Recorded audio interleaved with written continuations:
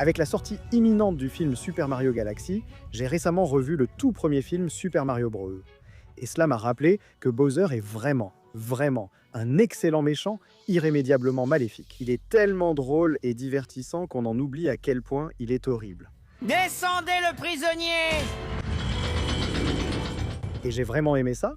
Les studios Illumination et Nintendo ont décidé de le rendre ouvertement maléfique et totalement irrécupérable. Il tente des exécutions de masse, torture des prisonniers, maltraite ses propres sbires, fait du chantage à la princesse pour l'épouser et passe aussitôt à la destruction de son royaume dès que son ego est blessé, parce qu'il est totalement égoïste et n'a absolument aucune empathie. Et j'espère qu'ils le garderont comme ça dans le film Super Mario Galaxy. Je suppose que je lutte encore avec mes démons.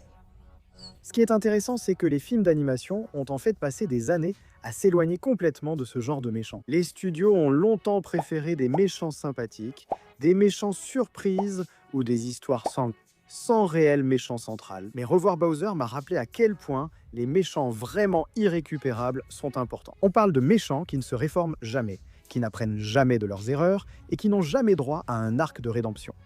Ils restent moralement mauvais du début à la fin de l'histoire. En observant les méchants irrécupérables des films d'animation, on remarque qu'ils appartiennent souvent à deux catégories distinctes. Première catégorie, le méchant irrécupérable mais amusant, souvent théâtral, et qui vole la vedette à chaque apparition. D'une certaine manière, le public les apprécie un peu, même s'ils sont horribles. Je suis Hadès, seigneur des morts. Salut, ça va?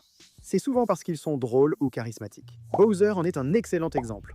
Hadès dans Hercule est un exemple plus classique, et un autre exemple moderne est Jack Horner dans Le Chapeauté 2, La Dernière Quête. Il fonctionne car les voir semer le chaos est divertissant et amusant. Maintenant, alors que les méchants irrécupérables et amusants fonctionnent parce qu'ils sont divertissants, il existe un autre type qui fonctionne à un niveau plus profond. Ce sont ceux que j'appellerais les méchants irrécupérables thématiques. Ils ont toujours des personnalités puissantes, mais au lieu d'exister principalement pour divertir le public, ils représentent une idée plus profonde. Un défaut humain, une croyance dangereuse ou une faillite morale. Portés à l'extrême, ils dévoilent un aspect plus sombre de la nature humaine, souvent sur un ton plus grave. Le juge Frollo dans Le Bossu de Notre-Dame en est un excellent exemple. Frollo n'est ni charismatique ni drôle, il est même dérangeant à voir, et c'est justement pour cela qu'il marche. Frollo représente l'hypocrisie religieuse et la corruption morale. Il croit qu'il est juste et moralement pur, et il se convainc que chaque acte cruel qu'il commet est en réalité justifié. Ce genre de mal est terriblement réel. Scar dans Le Roi Lion représente la jalousie et la poursuite destructrice du pouvoir. Lord Shen de Kung Fu Panda 2 représente l'obsession de contrôler le destin et le refus de laisser le passé derrière soi. Ces méchants ne sont pas divertissants de la même manière que Bowser ou Hadès. Ils reflètent plus consciemment les côtés sombres de la nature humaine. L'important ici, c'est le ton. Regardez Bowser. Il kidnappe, torture des prisonniers, tente d'exécuter des gens et de détruire le royaume champignon, mais le film présente cela en partie comme une blague. Vous serez tous sacrifiés rituellement! Et ça marche parce que c'est drôle. Frollo est aussi meurtrier et génocidaire, mais ce n'est pas drôle. C'est sombre, c'est troublant, et ça paraît réel. Le film Super Mario Bros. A un ton assez léger pour que le public puisse rire des actions de Bowser. Mais le ton du Bossu de Notre-Dame traite le même genre de mal avec beaucoup plus de sérieux. Aucun n'est meilleur que l'autre.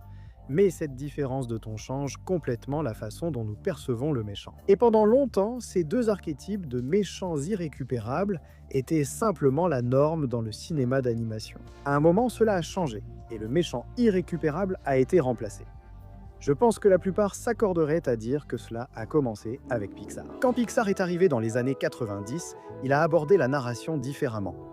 Les films mettaient moins l'accent sur les méchants classiques, privilégiant les conflits émotionnels entre personnages. Dans Toy Story, Sid est techniquement l'antagoniste, mais ce n'est pas un cerveau machiavélique comme Jafar sous Scar. C'est juste un gamin destructeur avec quelques boulons en moins qui joue avec des jouets. Le vrai conflit se situe entre Woody et Buzz, jalousie, insécurité et identité.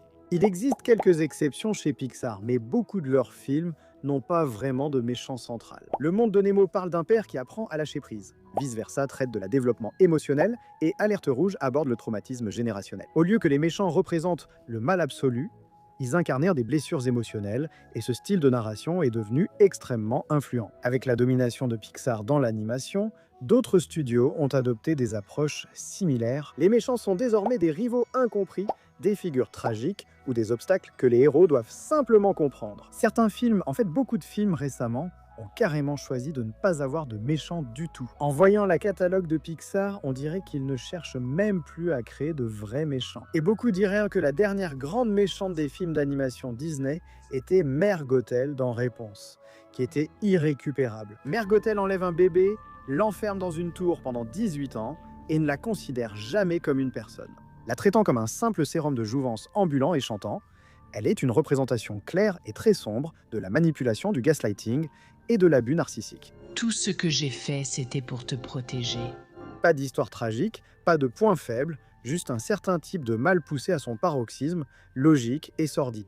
Et c'est pour ça qu'elle fonctionne. Ce n'est pas un monstre que tu ne rencontreras jamais, elle représente des personnes qui existent dans le monde réel. Le film dit en gros, ces personnes existent, elles ne se répareront jamais pour toi. Et la seule issue, c'est de couper la corde qu'elles tiennent. C'est là l'importance des méchants irrémédiablement mauvais. Ils apprennent au public qu'il est dangereux de croire que tout le monde peut changer en mieux, ou que chaque méchant est simplement incompris. Maintenant, ce qui est intéressant, c'est que si je devais choisir le meilleur méchant irrémédiablement mauvais de toute l'animation cinématographique, je dirais qu'il vient de Pixar, le studio le plus responsable de l'éloignement du pur mal, Lotso. Et c'est parce que c'est un méchant purement maléfique, mais il est écrit avec juste assez de passé touchant pour que cela soit utilisé contre le public. À la fin de Toy Story 3, il tombe sur un tapis roulant d'une décharge et manque de se faire incinérer.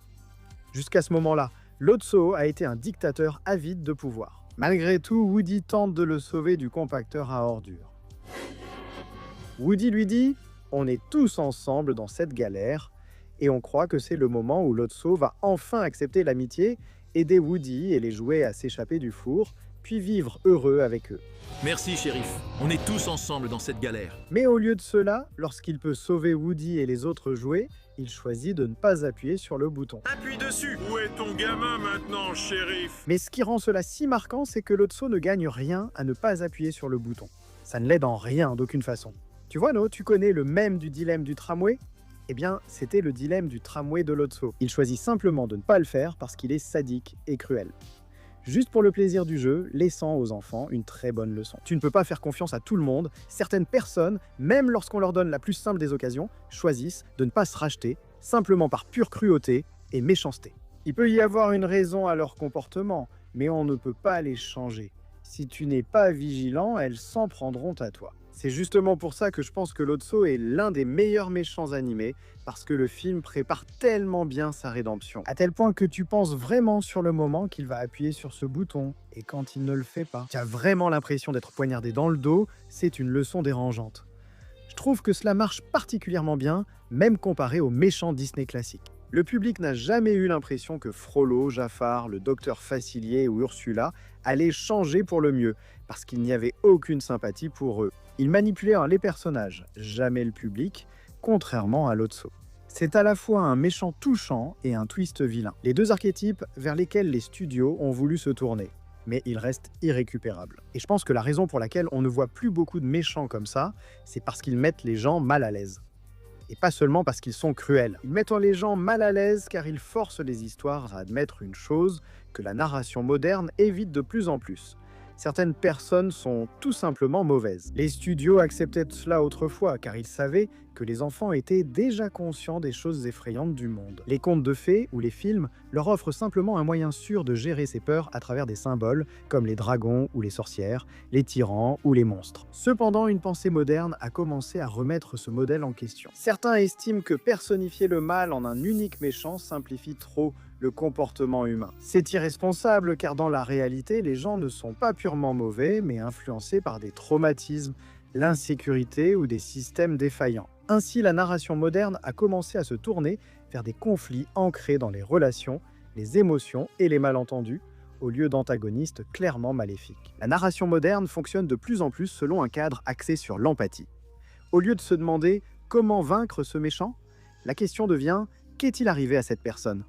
Le conflit est moins présenté comme le bien contre le mal, et davantage comme le traumatisme contre la guérison. Et pour revenir à Lotso, il est génial parce qu'il vous montre que, en fait, vous n'êtes pas obligé de vous soucier du passé tragique d'une personne maléfique, car il n'appuiera quand même pas sur ce bouton. Quand vous apprenez aux enfants que chaque méchant se rachète à la fin, ou qu'il faut avoir pitié d'eux parce que quelqu'un ne les a pas assez serrés dans ses bras, vous les préparez à ce que leur empathie soit exploitée. Avoir un équilibre entre ces types de méchants est une bonne chose, cette variété reflète le monde réel. Les histoires qui se concentrent sur la croissance émotionnelle sont souvent excellentes. Comprendre les causes profondes des comportements nuisibles est tellement important. C'est pourquoi Encanto, Vice Versa et Alerte Rouge sont tous des films incroyables. Mais suggérer que les personnes vraiment mauvaises et le mal sont si rares dans le monde que créer des méchants irrémédiablement mauvais est en soi mal ou irresponsable, que chaque méchant est rachetable et qu'il ne faut donc pas trop le juger. C'est là que vous me perdez complètement. Les enfants ne sont pas trop fragiles mentalement pour accepter l'idée que des monstres existent réellement dans le monde. Les films d'animation sont idéaux pour enseigner cela tôt, car ils le font de façon contrôlée et adaptée à l'âge. Mais sur une note positive, il semble que les méchants irrémédiablement mauvais font leur retour. Je pense que les deux méchants les plus populaires et les plus appréciés dans l'animation cinématographique récente sont Jack Horner du film Le Chapeauté 2, La Dernière Quête, et Bowser du film Super Mario Bros. Et ils s'intègrent tous les deux parfaitement dans la catégorie amusante des méchants irrécupérables. Jack Horner n'est pas incompris, et il n'a pas d'histoire triste qui le rende sympathique. À un moment donné, il explique tranquillement qu'il a en fait eu une enfance formidable, des parents aimants, une entreprise familiale prospère, un manoir. Il avait tout, et il est quand même devenu comme ça. Jack n'est pas cruel à cause du monde, il l'est simplement par nature. Tu ne vas pas tirer sur un chiot, n'est-ce pas, Jack? Oui, en plein visage, pourquoi? Tout au long du film, il traite les artefacts magiques, des objets censés être sacrés dans les contes de fées, comme des jouets jetables, et il tue ses propres hommes de main. Et le moment qui définit vraiment Jack Horner comme irrécupérable, c'est quand le film lui donne littéralement une conscience. Le grillon de l'éthique. Un personnage dont tout le but est de donner à Jack une occasion de réfléchir à ce qu'il fait, de reconsidérer, de changer et d'évoluer. Et même lui, il dit « Tu es horrible! Tu es un monstre irrécupérable !» Aucune rédemption pour lui.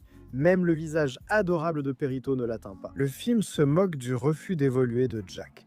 Dans la légende d'Excalibur, seule une personne digne peut retirer l'épée de la pierre, alors Jack l'utilise avec la pierre encore attachée. Le phénix représente la renaissance et l'espoir après la destruction, alors naturellement, Jack l'utilise comme lance-flamme. Tout cela montre que Jack est parfaitement à l'aise dans son rôle de salaud irrécupérable. Qu'est-ce qui t'a pris autant de temps, idiot?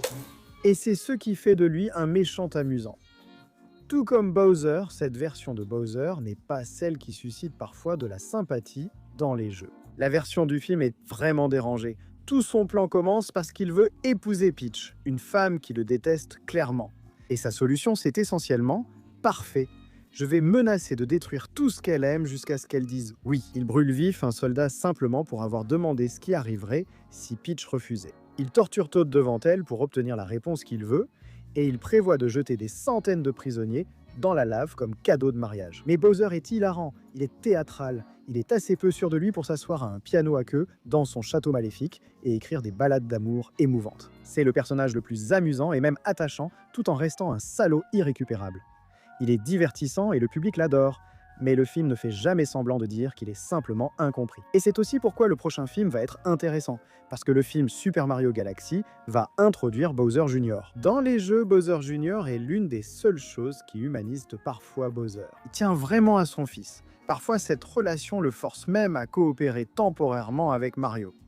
Donc ma question est, est-ce que la suite va essayer de l'adoucir ? Personnellement, j'espère que non, car Bowser fonctionne bien justement parce qu'il ne change pas. Après des années de films cherchant à rendre les méchants attachants, il est finalement rafraîchissant d'en voir un simplement psychopathe, aimant jeter les gens dans la lave. Vive le roi! Dites-moi en commentaire, faut-il plus de méchants irrécupérables ou êtes-vous d'un autre avis ?